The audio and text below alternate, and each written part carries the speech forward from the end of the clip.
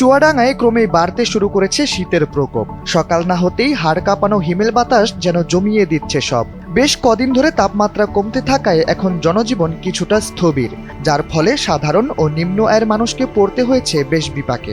জানা গেছে শনিবার ৬ ডিসেম্বর চুয়াডাঙ্গায় তাপমাত্রা রেকর্ড করা হয়েছে ১১.৮ ডিগ্রি সেলসিয়াস, যা কদিন আগেও ছিল ১২ ডিগ্রি সেলসিয়াসে। তাপমাত্রা নিম্নমুখী হওয়ায় এখন শঙ্কা বিরাজ করছে সবার মনে। বিশেষ করে রিকশা চালক ও নিম্ন আয়ের মানুষের কষ্ট আরও তীব্র আকার ধারণ করেছে। চুয়াডাঙ্গা আবহাওয়া অফিসের ভারপ্রাপ্ত কর্মকর্তা মিজানুর রহমান জানিয়েছেন, উত্তর দিক থেকে বয়ে আসা কনকনে হিমেল বাতাসের কারণে সাধারণ মানুষের স্বাভাবিক জীবন ব্যাহত হচ্ছে।